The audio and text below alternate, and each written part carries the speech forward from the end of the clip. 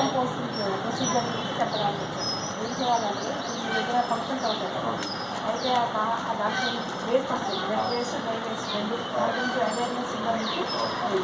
So wet waste dry మొత్తం preference ఇస్తాను బండి అలా కాకుండా ఈసారి నుంచి ఏం చేయాలంటే వెట్ వేస్ట్ వేరేగా డ్రై వేస్ట్ ఏంటి పేపర్స్ గ్లాసెస్ అలాంటివి వస్తాయి. ఈ వెట్ వేస్ట్ కూరగాయలు, తర్వాత రైస్ మిగిలిపోయిన రైస్ కర్రీస్ అవన్నీ ఒక వెట్ వేస్ట్ వస్తుంది.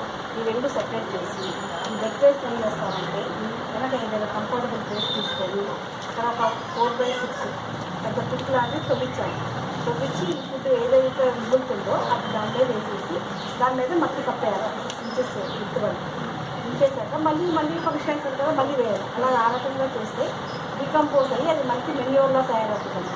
మీరు గార్డెనింగ్కి వాటికి దీనికి వాడుకోవచ్చు, ఎరువులుగా వాడుకోవచ్చు. ఇంకా ఎక్కువ క్వాంటిటీ అయిందంటే మనం సేల్గా కూడా పెట్టుకోవచ్చు. మీకు తెలిసే ఉంటుంది ఊళ్ళల్లో మీరు ఇంటర్ ఇంకా అది వాటర్ చెత్త అది మన పొలానికి